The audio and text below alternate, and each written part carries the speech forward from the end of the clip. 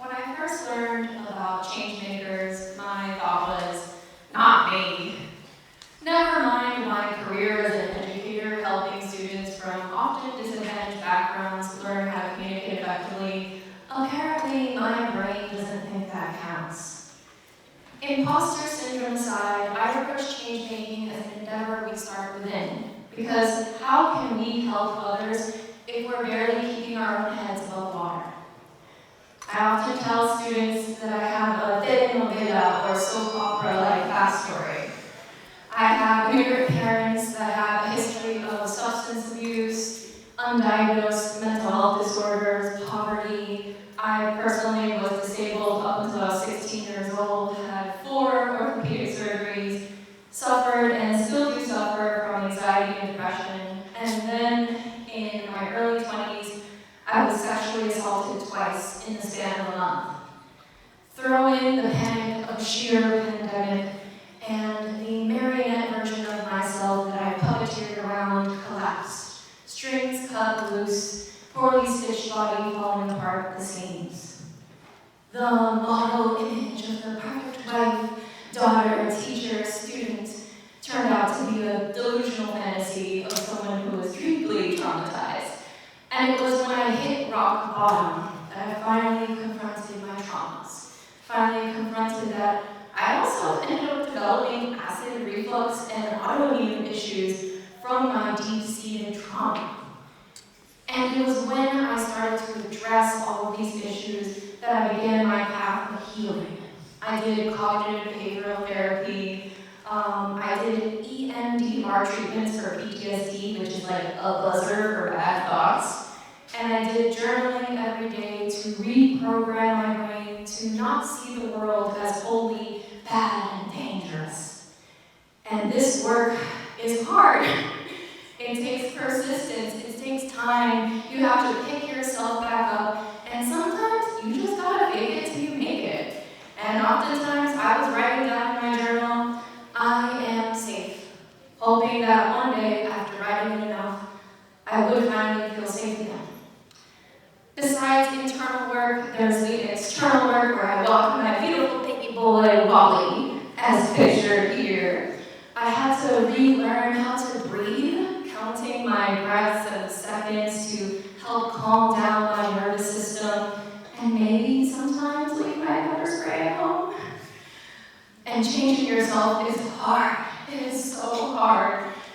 Because when you realize you have no positive thoughts, that you have to tell yourself every day that you're wanted and needed in this world, tell yourself every day that you want to exist, it can feel like an insurmountable task. But it was when I faced my struggles that I realized I had developed a very warped sense of reality that had left me feeling so alone. And when I realized this, I had pushed away the antidote to depression, anxiety, and loneliness, and that's community. And I started to see myself in others. The same fears, the worries, anxieties, the need to feel connected, reflected back in the people around me, who I had dismissed as living perfect lives, because when you're depressed, the only person that suffers is you, at least in your head. A great change I saw myself is I started to talk to people, ask them how they were doing, ask ways that I could help my family, my friends, my neighbors, and I developed and joined communities online of people with similar struggles, where we shared words of love and encouragement and gratitude. I also started to reconsider the way I taught my classes, started to think about my late attendance policies, my late submission policies, the readings, the videos we saw, the very language that I use when talking to my students, down to the feedback, to what I said in emails, to what I said in class. Because as it turns out, I had some interesting habits.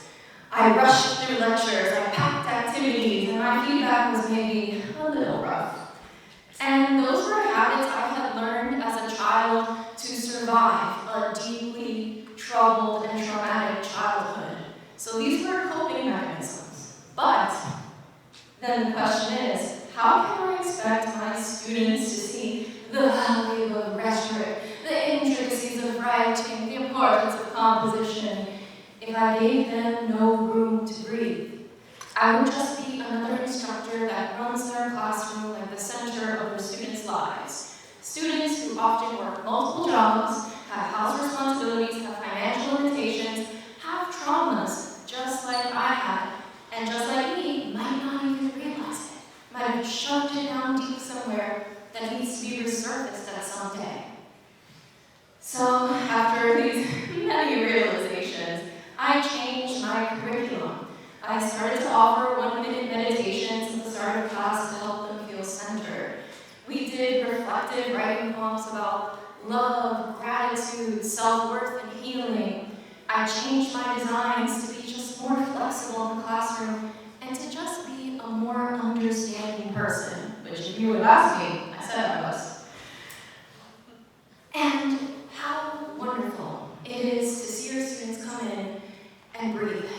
You see their shoulders slump, you see them relax, you see them start to learn to value themselves, to worry and care about and take care of their mental health, their physical health, to build community, to connect with one another through the practices we were doing, and because I was opening up that space for them. It was pivotal and something that I wish had been done for me as a student, which is why now with all this thinking and reflecting and growing, I decided I wanted to do for them. You've heard the phrase a lot of filling your own cup, but really, by changing myself, I was filling my own cup. And I had the ability now to make a difference in the lives of others. But I would argue, more importantly, I had the desire to. Thank you.